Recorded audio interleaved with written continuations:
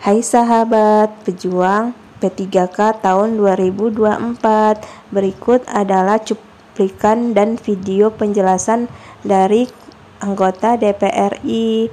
Semoga dapat bermanfaat bagi pejuang honorer.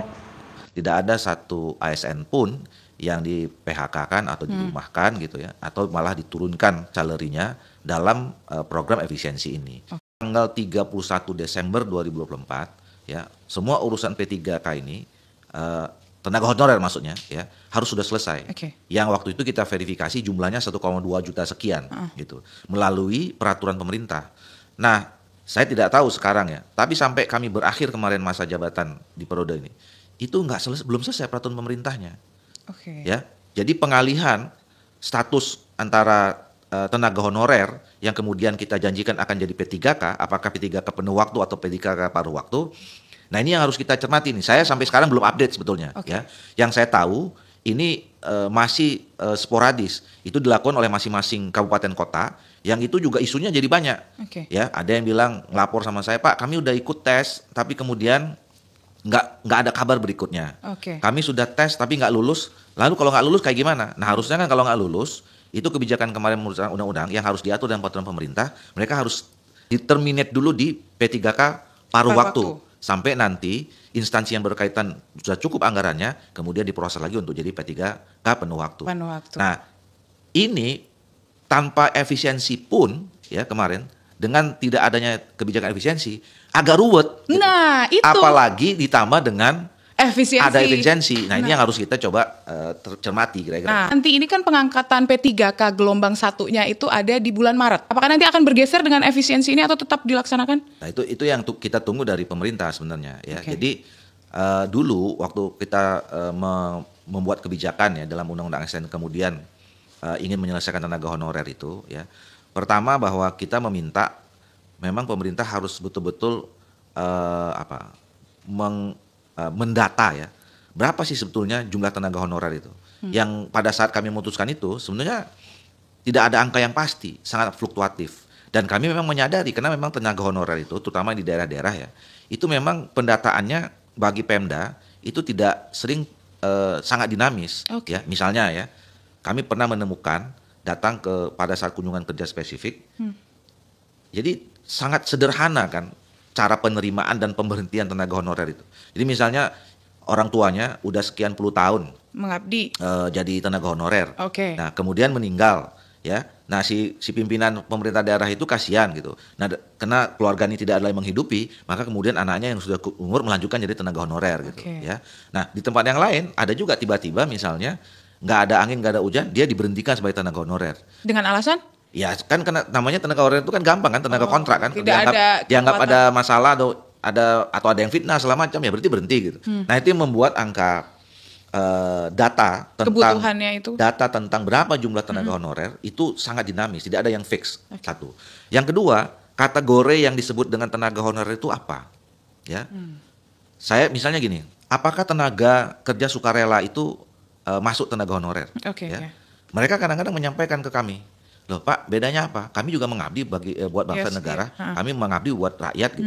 Nah, saya misalnya menemukan waktu itu ibu-ibu tenaga kesehatan di puskesmas dan rumah sakit daerah. Ya.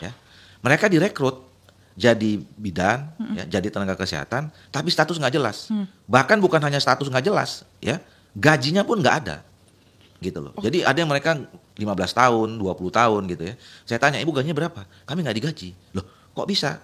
Dan kok mau jadi pegawai bekerja tapi tidak ada gaji 15-20 tahun. Terus ibu hidupnya dari mana? Ya kami hidupnya dari tips dari pasien. Hidup gitu loh. Lah terus ibu maunya apa? Ya kami mau statusnya jelas. Kami mau status jelas karena Bapak sekarang ngomong, DPR ngomong, pemerintah memang ngomong bahwa kami tenaga-tenaga non ASN gitu ya. Non ASN ini mau dijadikan ASN ya. Kami apa nggak termasuk tenaga non ASN kami? Dia bilang gitu kan. Nah, saya sampaikan pemerintah. Nah, ternyata di luar yang 1,2 juta itu masih ada juga yang kayak gitu. Gitu ya. Belum lagi misalnya tenaga kerja sosial di Kementerian Sosial ya, yang PKH, yang TKSK dan macam-macam itu. Mereka juga bilang, "Loh, kami statusnya apa? Tenaga non ASN, tapi kok kami nggak dimasukkan kategori untuk masuk jadi ASN." Gitu.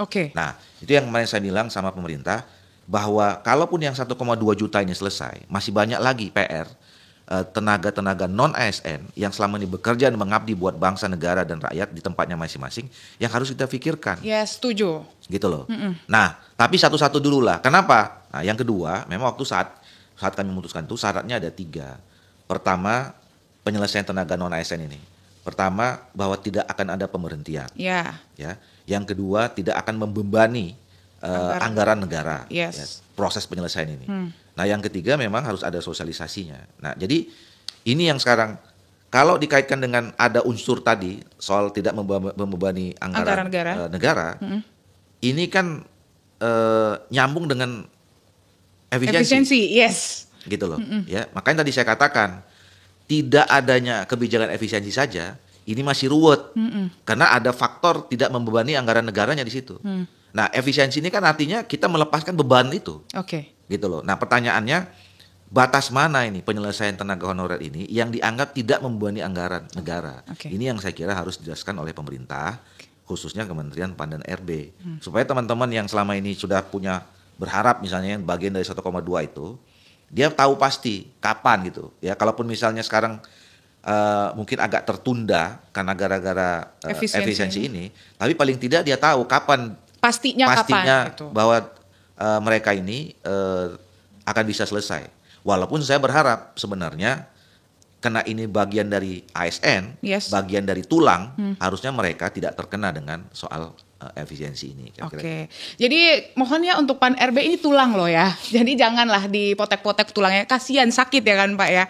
Tapi kira-kira Pak kalau di Maret ini berarti apakah itu mengartikan ini sinyal kalau ya kita harus melihat untuk jangka ke depannya gimana tindakan dari pemerintah dalam efisiensi ini? Ya mudah-mudahan kalau memang pemerintah pernah menyebutkan Maret ini adalah waktu untuk kemudian ya mengkonkretkan, mengimplementasikan pengangkatan tenaga-tenaga non ASN itu ya kepada menjadi ASN, ya mudah-mudahan sesuai dengan itu. Oke.